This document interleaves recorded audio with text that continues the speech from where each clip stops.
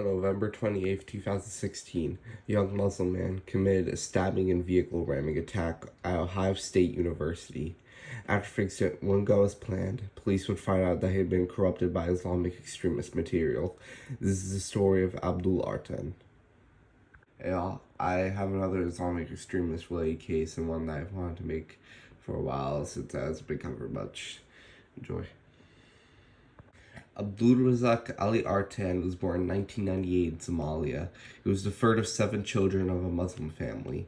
Not much is known about his family life, but what is known is that when Abdul was 9 in 2007, he and his family fled Somalia and settled in Islamabad in Pakistan.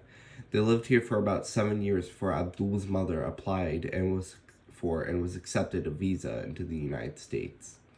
In 2014, Abdul and his family arrived in the United States. They first lived at a temporary shelter in Dallas, Texas. Around this time, an animal heart was left on the Artan family car.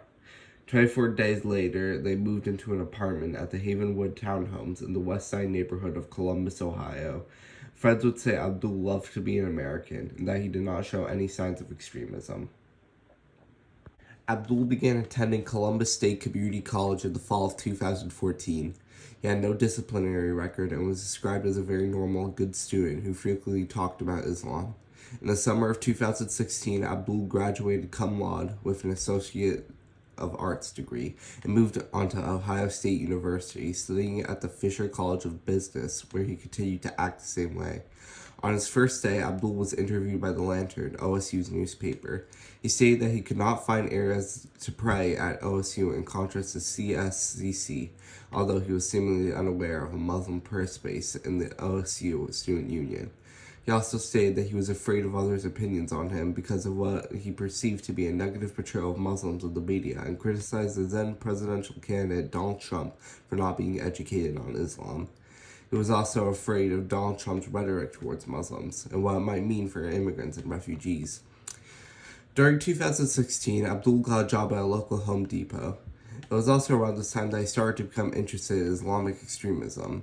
Sometime before November, Abdul began to become radicalized, and he seemed to have been especially angered over Muslim treatment in Myanmar. It was by November 28th that Abdul fully snapped.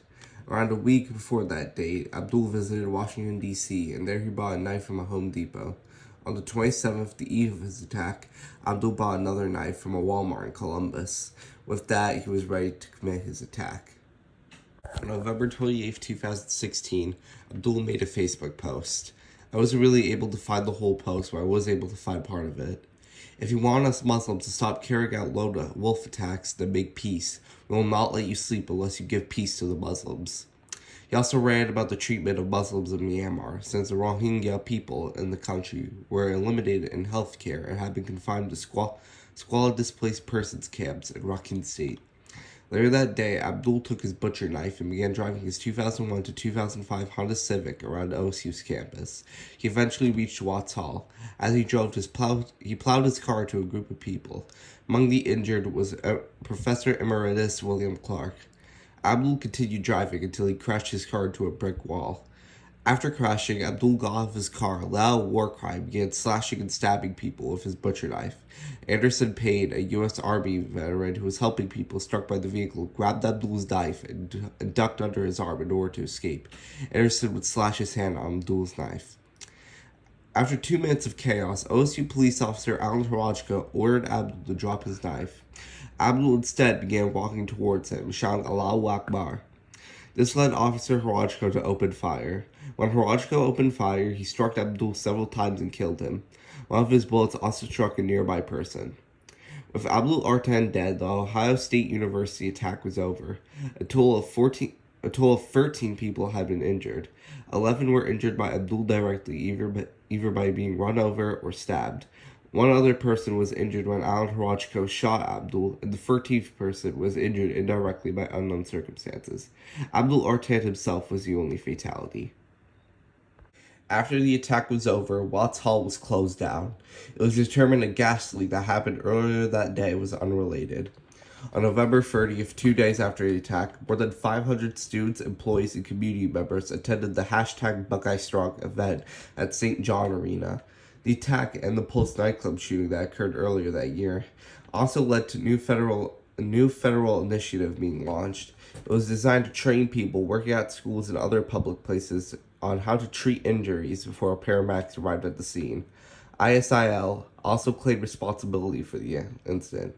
A Mac news agency, a purported ISIL mouthpiece, released a statement calling Abdullah a soldier of the Islamic State who carried out the operation in response to calls to target citizens of international coalition countries. Despite this aftermath, the Ohio State University attack has been mostly forgotten. Because Abdul failed to even kill anyone, the news cycles also moved on. While Abdul has been forgotten himself, he has inspired various other extremists to commit attacks, which itself will most likely not stop anytime soon. That should end this video for today. If you like this video, please like and subscribe. Goodbye and stay safe.